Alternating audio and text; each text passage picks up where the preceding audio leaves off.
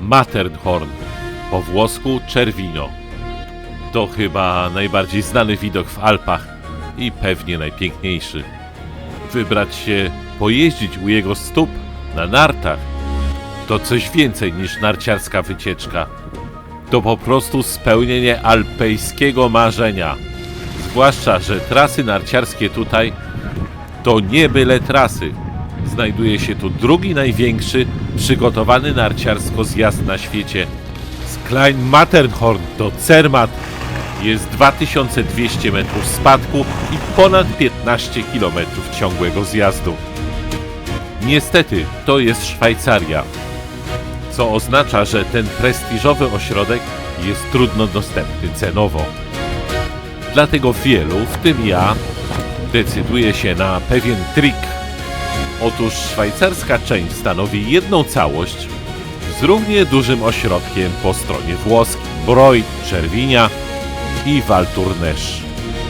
Dlatego opowiem w tym filmie głównie o tej włoskiej części, a jeśli chodzi o Szwajcarię, ograniczę się do terenów pomiędzy Małym Matterhornem a Zermatt. Pokaźna część tych tras w Szwajcarii leży również po drugiej stronie Zermatt, ale tam nie zajedziemy. Dlaczego? Wyjaśnię później. Zacznijmy może wirtualne zwiedzanie ośrodka. Jego wady, zalety i ciekawostki wyjdą nam w praniu. Jako punkt startowy weźmy najniżej położoną część po stronie włoskiej. Jest to główna gondola doprowadzająca z doliny na stoki w Val Tournai. Najpierw jednak musimy się tu dostać. Od strony włoskiej jest to część tak zwanej Doliny Aosty. Pod tą nazwą kryje się więcej niż sama dolina. Jest to cały autonomiczny region. Graniczy on z Francją, Szwajcarią, a od południa z Piemontem. W pięknej miejscowości Châtillon skręcamy na północ i podjeżdżamy wąską doliną, pnąc się mocno do góry. Po drodze po prawej mijamy jeszcze pnące się praktycznie pionowo do góry gondolki ośrodka w Chamois. Wrócimy tu jeszcze na koniec filmu.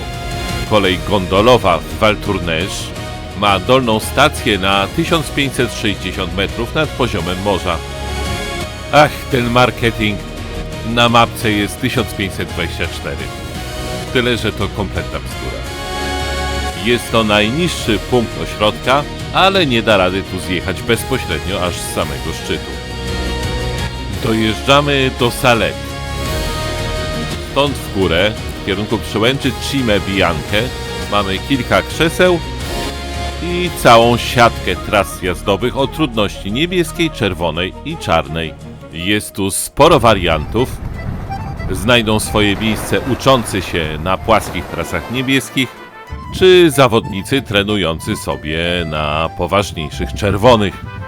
Jednak na cały dzień tych tras może tu być trochę mało.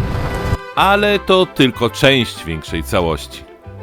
Z dolnej, co ważne, przełęczy Cime Bianche możemy też zjechać bezpośrednio na sam dół pod gondolę. Ten zjazd trasą numer 1 ma różnicę wysokości 1330 metrów i jest naprawdę fajny, zupełnie nie nudny, miejscami nawet bardzo stromy. Warto tu poświęcić chwilę i zjechać z samego rana, kiedy trasa jest jeszcze w nienagannym stanie. Po południu bywa z tym różnie, bo to główna trasa tranzytowa do jedynego dużego darmowego parkingu. Wróćmy na dolną przełęcz Cime Bianche. W drugą stronę zjeżdżamy mini zjaździkiem. Jest on naprawdę niewielki, ale skutecznie uniemożliwia ciągły zjazd w przeciwnym kierunku. Jest to o tyle ważne, że w eterze krąży sporo informacji, jakoby dało się tu zjechać bezpośrednio z wyższej przełęczy Cime Bianche albo wręcz z Małego Matterhornu. Rejon wyższej przełęczy Cime Bianche to już wjazd do ośrodka Broj Cervinia. Zjedźmy sobie tutaj na sam dół do głównej części miejscowości i głównej gondoli. Ten zjazd to też ponad kilometr różnicy wysokości. Bardzo sympatyczne czerwone, nie za strome, ale też nie nudne. Zjeżdżamy kawałek, wbijamy się w 7 która to trasa prowadzi aż z samej góry, ze Szwajcarii, z samego małego Matterhornu. Ale o tym później. My zjeżdżamy niżej. W pewnym momencie mamy wybór. Albo zjechać do końca 7, albo odbić w lewo na 16. Jeśli pojedziemy 7, zajedziemy prosto pod gondolę.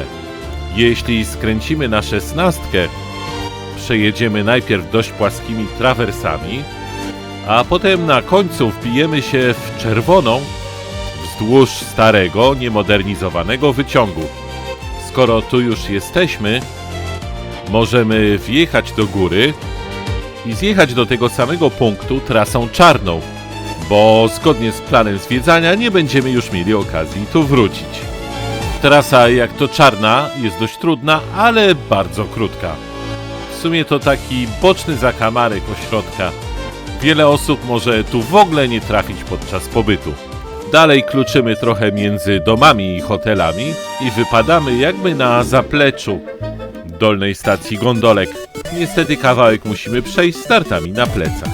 Nie żeby jakoś specjalnie daleko, ale pewnie ze 200-300 metrów. Jesteśmy w miasteczku turystycznym Broj-Czerwinia. Leży ono u stóp szczytu Czerwino, jak Włosi nazywają Matterhorn. Jeszcze 100 lat temu było tutaj szczere pole. Ośrodek narciarski powstał tutaj przed II wojną światową, za czasów Mussoliniego, który też chciał mieć swoje Zermatt. Od tego czasu stale się rozwijał. Leży na wysokości 2050 metrów i wyżej, co czyni zeń jedną z najwyżej położonych większych miejscowości w całych Alpach. Włoska część ośrodka rozpościera się stąd w górę aż do przełęczy na wysokości 3450. Tak wysokie położenie ma swoje oczywiste plusy. Dużo śniegu, długi sezon i dość oczywiste minusy. Pomimo, że podobno jest to bardzo słoneczna część Alp, pogoda bywa tu kapryśna. I oto możemy na przykład jeździć całe dnie i nie widzieć Matterhornu, ale w ogóle nic nie widzieć. Ale jeszcze gorzej jest, kiedy jest taki piękny dzień jak ten. Słoneczko, nawet ciepło, wydawałoby się, że idealnie. Niestety, wieje silny wiatr. I to właśnie wiatr jest tu największym zagrożeniem, żeby rozwalić nam wszelkie narciarstwo. W tych warunkach nieczynne będą górne odcinki wyciągów, nie przejedziemy do Szwajcarii, a tak jak teraz w zasadzie nigdzie nie przejedziemy poza najniżej położonym Plateau Mazon. Dziś rano gondola w Val Tournai też nie chodzi i cały ten dziki tłum zebrał się właśnie tutaj. Tutaj udało mi się pobić mój rekord czekania w kolejce. Godzina i 10 minut. Panie, panowie, to i białka wymienka. Podczas 5 dni naszego pobytu tak naprawdę do końca dobry był tylko jeden. I to właśnie miałem na myśli w tytule filmu. To naprawdę dobry ośrodek, chyba że jest zupełnie do bani. Równie dobrze może okazać się kompletną katastrofą. Wszystko zależy od szczęścia. Dobrze, czy też wielką gondolą, która działa kiedy jest tłok, czy też tą mniejszą, na zwykły ruch. Podjeżdżamy kilkaset metrów w górę do miejsca zwanego Plon Maison. Położony na 2550 kompleks ze stacjami, to właściwie małe miasteczko. Są tu knajpy, hotel, szkółki, wypożyczalnie, co tylko chcecie. W górę stąd prowadzi zestaw 3 kanap, ułożonych zgodnie z nowoczesnością. Najpierw ta najnowocześniejsza, a potem 2 coraz starsze. Cały ten ciąg jest bardzo długi, szybko też uzyskujemy wysokość. I oto jesteśmy już na Theodul Pass, na granicy ze Szwajcarią. Możemy zjechać stąd na sam dół. Ten zjazd, będący w sumie częścią dłuższego wariantu, ma około 1250 metrów spadku. Trasy tej części ośrodka należą do najłatwiejszych. Tak, do połowy są oznaczone jako czerwone, a niżej do Plon Maison jako niebieskie. Ale i ta góra jest całkiem łatwa, w sumie też niebieska. Pewnie zaczerwienili je tylko dlatego, że leżą wysoko. Rozliczne warianty rozgałęziają się i łączą. Każdy może jechać jak mu pasuje. Możemy zajechać po drodze do Ploumazon. Możemy też objechać je czwórką. Jeśli poniżej wybierzemy piątkę, możemy łatwą niebieską zjechać aż do Czerwini. Z tym, że z tej strony do nieco innego punktu. Jest tu jedno krzesło i drugie malutkie. Podjedźmy tym dłuższym. I potem kolejnym nad nim. Nie jesteśmy teraz aż tak wysoko jak na Theodule Pass, ale istnieje tutaj równoległy ciąg składający się z tras czerwonych i czarnych. Poniżej dolnej stacji krzeseł można zjechać z powrotem niebieską piątką albo czerwonym wariantem w stronę gondol. Zjedźmy ponownie w stronę gondol, ponownie do Ploumazon i tym razem pojedźmy gondolą trochę w bok. Ta bardzo długa gondola nie robi zbyt wiele metrów w górę. W istocie przez spory kawałek zjeżdża w dół, ale łączy dwa sektory tego ośrodka. Dojeżdżamy tutaj do trasy numer 7, którą jechaliśmy już jakiś czas temu. Możemy nią zjechać w dół, ale o ile czynna jest wielka gondola, możemy się nią wdrapać do początku siódemki i jednocześnie do bardzo wygodnego połączenia ze Szwajcarią. No, jesteśmy wreszcie w Szwajcarii. Tego dnia akurat mało wieje. To znaczy też mocno wieje, ale w normie. Prowadzi tędy wzmiankowany drugi największy na świecie zjazd narciarski po przygotowanej trasie. Prowadzi on z wyższego punktu, ale dla porządku, zgodnie z programem zwiedzania, zjedźmy teraz na dół. Do górnej części tego zjazdu wrócimy jeszcze później. Po kilkuset metrach bardzo płaskiego tutaj, szerokiego zjazdu mamy możliwość skrętu przez Theodule Pass do łatwych tras leżących nad Czerwinią. My pojedźmy jednak w stronę Zermatt. Jest to tutaj typowa trasa widokowa. Płaska, szeroka, wygodna, w zasadzie do zjechania na kreskę. Żeby czerpać pełną przyjemność z tego zjazdu, musi być pogoda idealna. Nawet jednak, kiedy jest piękne słońce, bywa tu bardzo zimno. W końcu są to wysokości znacznie powyżej 3000 metrów. Kierujemy się do miejsca zwanego Trockenersteeg. To duża stacja przesiadkowa, z której możemy wyjechać na Mały Matterhorn albo na przełęcz Furg, ale to potem. Poniżej tego miejsca trasy zaczynają być strome. To już nie są byle widokowe czerwone, to całkiem strome czerwone. Dojeżdżamy nimi do początku trasy czarnej. Tutaj kończą się żarty. Z Furg do Furii prowadzi czarna trasa numer 62. No i ten odcinek nie jest łatwy. Jest niestety niezbędny, aby zjechać jednym nieprzerwanym zjazdem z Małego Matterhornu aż do Zermatt. Jednak jeśli nie czujemy się na siłach, żeby jeździć po czarnych, mamy możliwość objechania tej części po czerwonych. Z tym, że nie jest to już jazda ciągła. Otóż z okolic Furg musimy podjechać krzesłem do Schwarzsee i stamtąd już dookoła możemy zjechać do Zermatt. Warto tu trafić też z powodu tego właśnie ikonicznego widoku na Matterhorn. No każdy musi sobie tutaj trzasnąć selfika. Jedziemy dalej czerwonymi, wcale nie najłatwiejszymi i zjeżdżamy w dół niemal na dno doliny.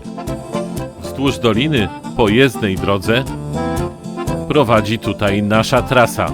Ten odcinek jest kiepski. Płaski, w sumie dość nieciekawy. Ot jak to droga w dolinie. Na końcu jeszcze jest taka kopka, którą trzeba podejść. Docieramy wreszcie do Furii. Tutaj trasa czerwona łączy się z trasą czarną i pomiędzy letniskowymi domkami możemy zjechać w dół do samej miejscowości. Ten odcinek wąski i kręty jest na swój sposób ciekawy, ale niekoniecznie jako czyste narciarstwo. Zjazd kończymy wreszcie w samej miejscowości. Pozostaje nam wziąć narty na plecy i udać się do windy. Czas tutaj wytłumaczyć, dlaczego nie dotarliśmy dalej do tras leżących po drugiej stronie Zermatt. Otóż pierwszego dnia zajrzeliśmy tutaj niejako rekonesansowo, a potem mimo szczerych chęci pogoda nie pozwoliła. Albo w ogóle nie dało się przejechać z powodu wiatru, albo była mgła i chmury i w sumie i tak byśmy nic nie zobaczyli. A szkoda, bo poza wspaniałymi trasami jest tu słynna kolejka górsko-narciarska, pięknie położone obserwatorium astronomiczne i w ogóle chyba przyjdzie nam niestety przyjechać tu kiedy indziej. Nam tymczasem pozostaje ładować się z powrotem do góry. Jedziemy Matterhorn Expressem, długą gondolą z 2 stacjami pośrednimi. Nowością jest głos lektorki, czytającej w kilku językach informacje, żeby czasem źle nie wysiąść. Zjeżdżamy na dół do Furg. Warto zauważyć, że gdybyśmy chcieli pojechać w lewo do stacji pośredniej Matterhorn Express, skręt łatwo przegapić. I tam kolejną gondolą do Trockenersteeg. I tutaj pozostaje uzupełnić tych kilka braków, o których już wspominałem. Wjedźmy krzesłem na Furgsattel, przełęcz. Leży ona na granicy z Włochami i widać ją wyraźnie od strony Czerwini. Nie ma jednak stamtąd połączenia. Zjeżdżamy malowniczą trasą przez lodowiec z powrotem w rejon Furg. Jest ona stosunkowo płaska. W zasadzie większość można pokonać na kreskę. Jest za to niesamowicie piękna widokowo. Wracamy gondolą tam, gdzie byliśmy przed chwilą i wsiadamy do wielkiej kabiny kolejki na mały Matterhorn. No co Szwajcaria, to Szwajcaria, nie żadne śledzie w beczce, jak na marmoladę, albo tu po drugiej stronie wygodne fotele, mnóstwo miejsca, a za oknami te cudowne widoki. Kolejka jest częścią większej całości o nazwie Matterhorn Glacier Paradise, w której skład wchodzi cała stacja wyrzeźbiona we wnętrzu góry, punkty widokowe, restauracje, lodowy pałac i wiele innych atrakcji. Od roku 2023 możemy przejechać nową kolejką bezpośrednio na stację Testa Griglia na włoskiej granicy, gdzie już byliśmy, ale nie w środku zimy. My pojedziemy tam na nartach. To górna część tego najdłuższego zjazdu. Zaczynamy go na wysokości nieco ponad 3820 metrów. Znajduje się tutaj najwyższy w Europie i jeden z najwyższych na świecie punktów, z których można zjechać po przygotowanej trasie. Dokładniej najwyższy to jest tam, ale wyciąg nie działa. Początek jest wręcz nudny, zupełnie płaski, po chwili jednak rozkręca się w zupełnie przyzwoitą niebieską. Podziwiamy widoki i pomału zmierzamy w stronę Testa Griglia. Możemy kontynuować zjazd w stronę Zermatt lub przejechać na stronę włoską. Niezależnie od tego, czy skręcimy tutaj na 7, czy pojedziemy kawałek dalej i przejedziemy do Włoch przez Theodul Pass, jeden ciągły zjazd może doprowadzić nas do Czerwini. Taki zjazd będzie miał kilkanaście kilometrów długości i 1800 metrów spadku. Przy czym mamy do wyboru naprawdę kilkanaście wariantów. Imponujące. My jednak zjedziemy, powiedzmy 7, do wyciągu prowadzącego do górnej przełęczy Cime Bianche. Potem krótki podjazd na dolną i możemy zjechać do Val Tournaiche. Taki zjazd ma ponad 20 km i prawie 2 km 400 spadku. No ale przecież to oszustwo, 2 razy podjeżdżamy wyciągiem. I na tym skończymy naszą wirtualną wycieczkę po ośrodku. Jednak ostatniego dnia, po przeanalizowaniu prognozy pogody, zrezygnowaliśmy z wizyty w pobliżu grani głównej. Raptem kilka kilometrów na południe pogoda miała być już dużo lepsza. Postanowiliśmy zatem odwiedzić dużo mniejszy, ale też i dużo tańszy ośrodek. Bo warto wiedzieć, że tu chyba nie opłaca się kupować wielodniowych karnetów. Ich ceny w zależności od tego, co obejmują, są bardzo różne, a praktycznie każdego dnia rano musisz pytać, co jest czynne. Zniżki nie są znowu aż tak duże, więc po co przepłacać za coś, z czego nie skorzystamy? Jesteśmy zatem w ośrodku Chamois, czyli Kozica. To bardzo ciekawe miejsce. Miejscowość nie ma w ogóle połączenia drogowego z resztą cywilizacji. Cała komunikacja odbywa się tą koleją linową. Ludzie jadą gondolą, a na przykład śmietniki drugą linią w skrzyni. Sam ośrodek narciarski to 3 krzesła jedne nad drugim. Niestety są one koszmarnie wolne. Jeden wjazd na górę to ponad 20 minut. Za to jesteśmy zszokowani czym innym. Przez cały dzień w ośrodku jeździ Giuseppe z rodziną, Francesca i Sofia, Giovanni, Luca i gruby Lorenzo, a jeszcze mały Luigi. Oczywiście żartuję, ale tak naprawdę można by znać wszystkich po imieniu, bo w ten pogodny dzień przewinęło się może ze 30-40 osób. Do tego stopnia, że obsługi momentami jest więcej niż klientów. Dlatego zapewne miło się wita po każdym podjechaniu krzesełkiem. A trasy? Cud malina. Piękne, wspaniałe, równe, czerwone. Spadek około 700 metrów, długość prawie 4 km. No i niemal cały dzień można jeździć po Sztruksie. Jego większe fragmenty zachowują się właściwie do 16. Może warto czasami w tych alpejskich wojażach spojrzeć cieplejszym okiem też na mniejsze ośrodki. Ten dzień na pewno był tu udany. Czas na podsumowanie. Ośrodek Czerwinia Zermatt z przyległościami to prawdziwa ekstraklasa. Bardzo długie, znakomite, czerwone trasy z pewnością zadowolą każdego konesera narciarstwa. Widokowo jest to właściwie bezkonkurencyjne, przynajmniej jeśli chodzi o tego typu krajobraz. Jednak nie jest to najlepsze miejsce dla początkujących narciarzy. W żaden sposób nie będą mogli wykorzystać potencjału ośrodka. Pamiętajmy jednak o tym, że tutaj wszystko zależy od pogody. Może to być Eldorado, ale jeśli będziemy mieli pecha, to może równowartość karnetu lepiej by było przepić w tutejszym barze. A tanio tu nie jest. Jeśli się podobało, daj łapkę w górę albo od razu zasubskrybuj. Dziękuję za uwagę i zapraszam do oglądania następnych moich filmów. Cześć!